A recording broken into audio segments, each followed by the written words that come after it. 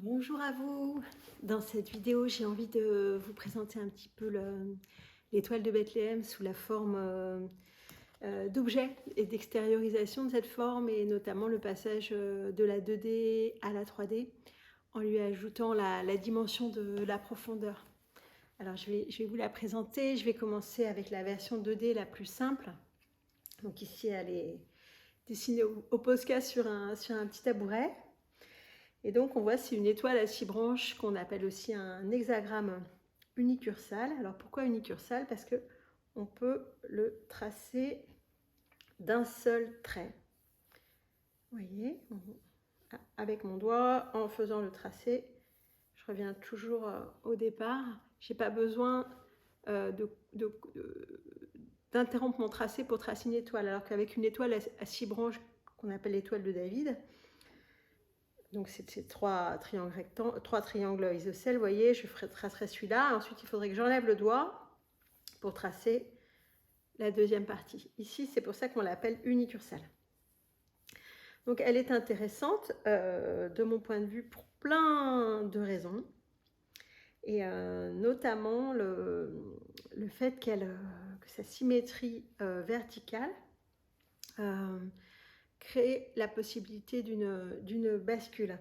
Quand on fait le tracé, on s'en rend très bien compte. C'est-à-dire qu'on a, si je pars du haut par exemple, je vais faire d'abord une figure comme ça qui est un zigzag, une sorte de Z ou de N dans un sens. Quand j'arrive de l'autre côté, pour continuer mon tracé, il faut que je change de direction. Et ça fait systématiquement bugger le cerveau, en tout cas les premières fois avant qu'on l'ait habitué à se tracer. Quelque chose de complètement contre-intuitif en fait pour le mental binaire, avec ce changement de direction au milieu.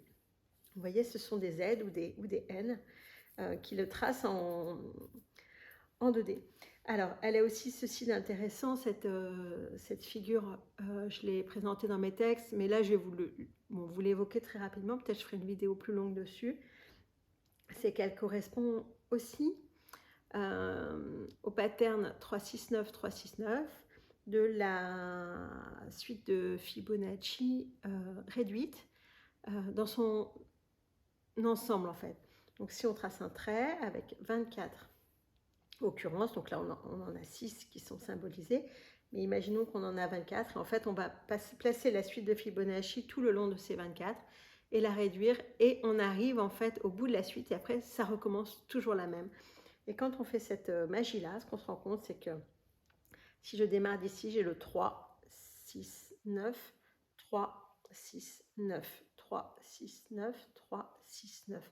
Donc on est toujours en fait avec cette récurrence qui est la dynamique de fond en fait causale antérieure à la manifestation des autres qui sont, bon, que je pourrais vous montrer une autre fois.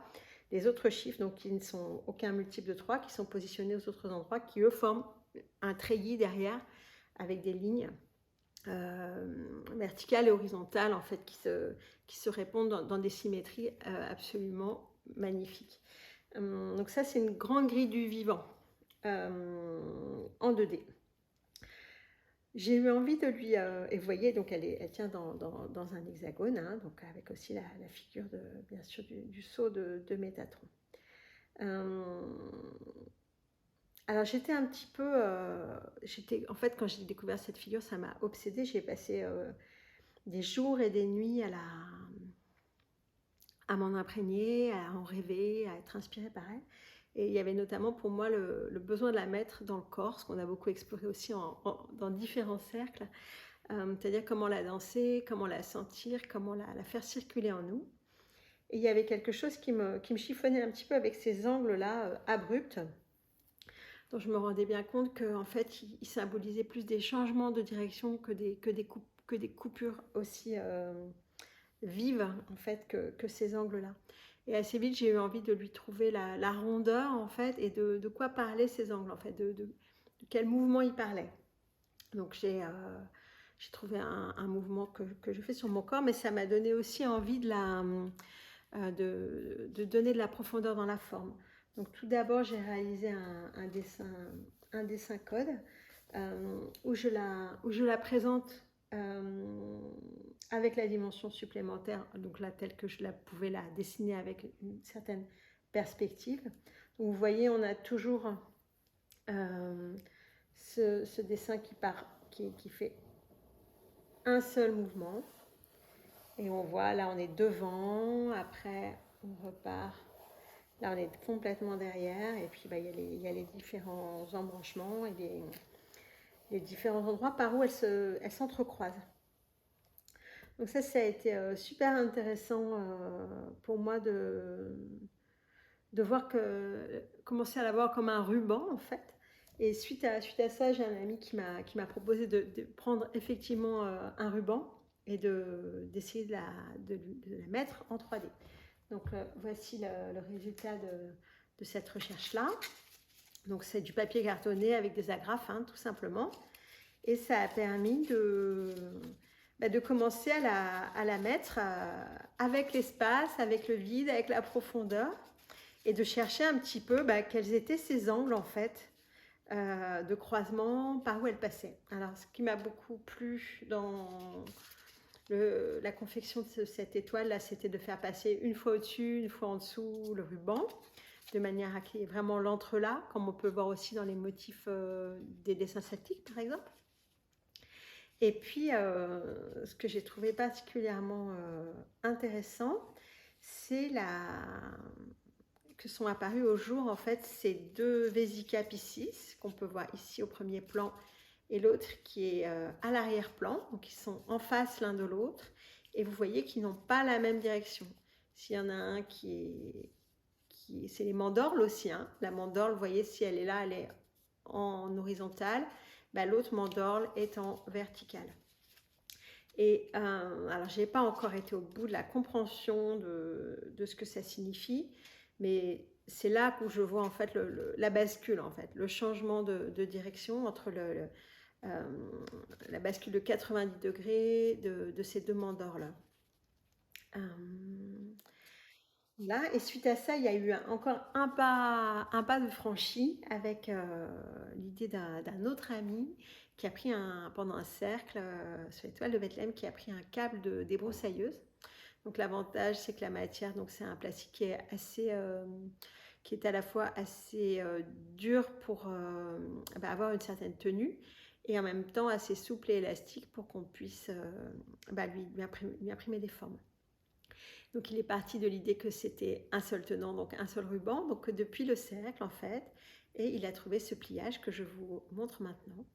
Donc on va, depuis le cercle, on va prendre comme ça, on va faire une chips en prenant deux moitiés, prendre les deux extrémités de l'autre côté, donc on a comme ça un espèce de double C, et depuis cet endroit-là, vous voyez, je tiens avec mes deux mains, et on va faire se croiser des deux côtés. Et en faisant ce croisement des deux côtés, je crée les deux Vesica Piscis que je vous ai montré. Vous voyez, on a une devant et l'autre derrière. Et donc là, on a l'étoile de Bethléem qui est là. Je vais essayer de vous la faire à peu près dans des proportions qui correspondent à peu près. Et donc, je vous la fais tourner pour que vous puissiez la voir, la visualiser, la capter, vous mettre dedans. Vous voyez comme elle symbolise aussi une sphère. Et elle a tout son mouvement en fait en tension qui permet de créer l'énergie de la double spirale en nous et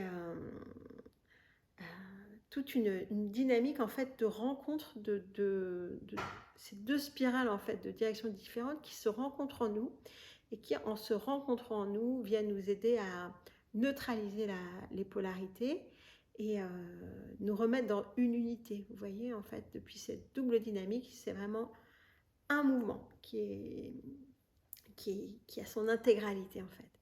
Et ce qui est magnifique, c'est qu'en fait, là on est dans un état d'équilibre, vous voyez, et en même temps, on peut aller encore dans deux directions. Donc il y a la première direction dont on est venu qui est le cercle. Et en fait, par contre, si je continue d'accentuer ces Vesica Piscis là, si je continue de les ouvrir, qu'est-ce qui se passe? J'aboutis à 3 anneaux, 3 cercles. C'est un passage, en fait, cette forme permet de passer d'un seul cercle à 3 cercles, donc qui sont enfin voilà, de dimensions parfaitement égales. Et c'est le principe qu'on retrouve dans la tente 2 secondes, vous savez, ces tentes qu'on peut plier très rapidement. Et qui, normalement, quand on les rouvre, hop, elles se rouvrent tout de suite. Alors là, ça marche moins bien parce que je m'en suis beaucoup servi. Il commence à être un peu usé. Il faudrait en refaire un nouveau. Mais les premières fois, dès qu'on le lâchait, hop, il reprenait directement la forme du cercle unique. Donc c'est ce principe-là, en fait, c'est ce pliage, c'est le même pliage pour faire les tentes 2 secondes et pour faire l'étoile de Bethléem à un niveau donc, qui est l'intermédiaire.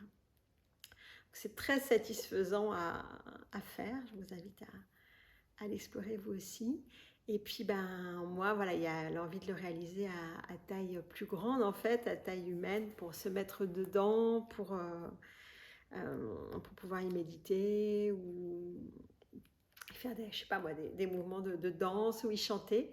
Donc voilà, il va falloir trouver la matière en fait qui va permettre d'avoir à la fois et la tonicité et l'élasticité pour pouvoir créer la forme et puis créer ce passage en fait entre le cercle, l'étoile avec les deux mandorles et puis les trois anneaux. Voilà pour cette petite présentation de cette forme.